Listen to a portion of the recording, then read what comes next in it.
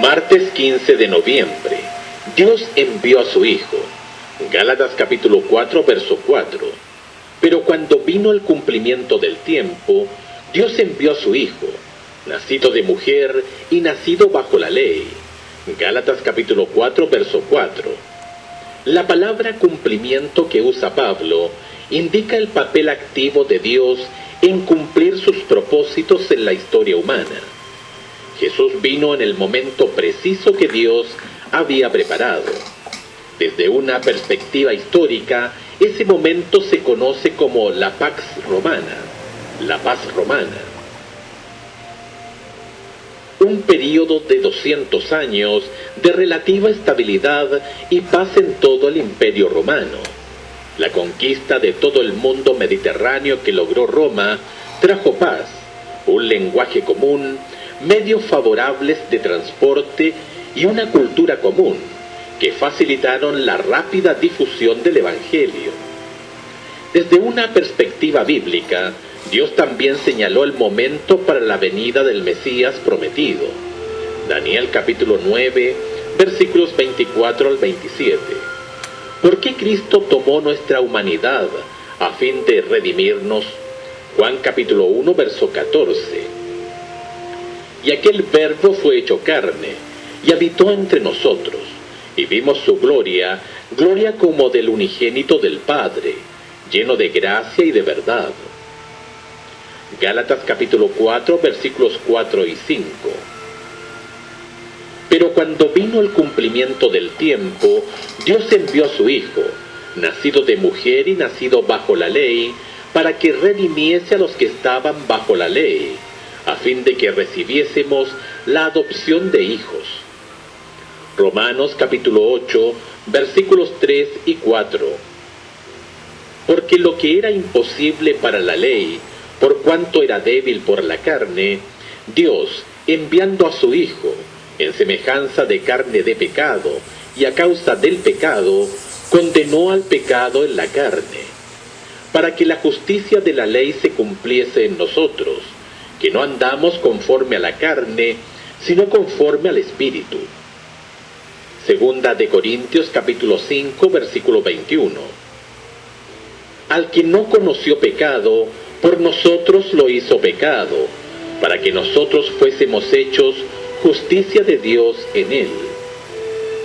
Filipenses capítulo 2, versículos 5 al 8. Haya pues en vosotros este sentir que hubo también en Cristo Jesús, el cual siendo en forma de Dios, no estimó el ser igual a Dios como cosa que aferrarse, sino que se despojó a sí mismo, tomando forma de siervo, hecho semejante a los hombres, y estando en la condición de hombre, se humilló a sí mismo, haciéndose obediente hasta la muerte, y muerte de cruz. Hebreos capítulo 2, versículos 14 al 18.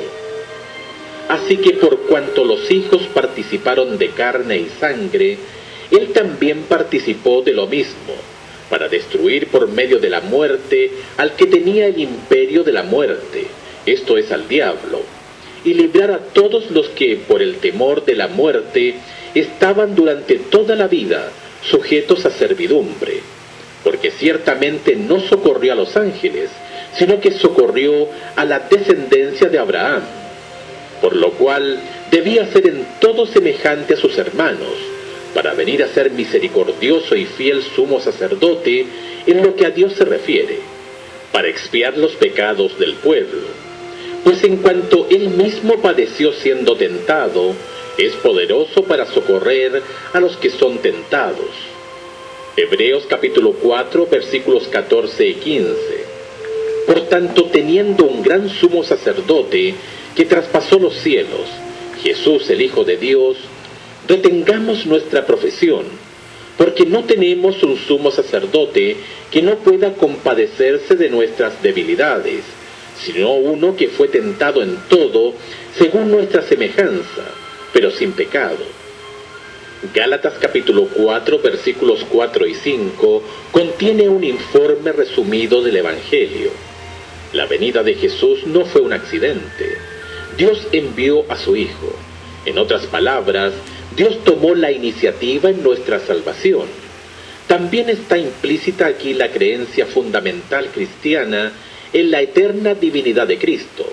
Juan capítulo 1 versículos 1 al 3, Juan capítulo 1 verso 18, Filipenses capítulo 2 versículos 5 al 9, Colosenses capítulo 1 versículos 15 al 17. Dios no envió a un mensajero celestial, Él mismo vino. Aunque era el preexistente y divino Hijo de Dios, Jesús también fue nacido de mujer. Aunque el nacimiento virginal está implícito, en esta frase afirma específicamente su genuina humanidad. La frase nacido bajo la ley señala su herencia judía e incluyente, el hecho de que llevó nuestra condenación. Cristo asumió nuestra humanidad porque no podíamos salvarnos a nosotros mismos. Al unir su naturaleza divina con nuestra naturaleza humana caída, Cristo estaba calificado para ser nuestro sustituto, Salvador y sumo sacerdote. Como el segundo Adán, vino para reclamar lo que el primer Adán había perdido por su desobediencia. Romanos capítulo 5, versículos 12 al 21. Por su obediencia, cumplió las demandas de la ley, redimiendo así el trágico fracaso de Adán. Y por su muerte en la cruz, cumplió la justicia de la ley, que requería la muerte del pecador, y así logró el derecho de redimir a todos los que van a Él con fe verdadera.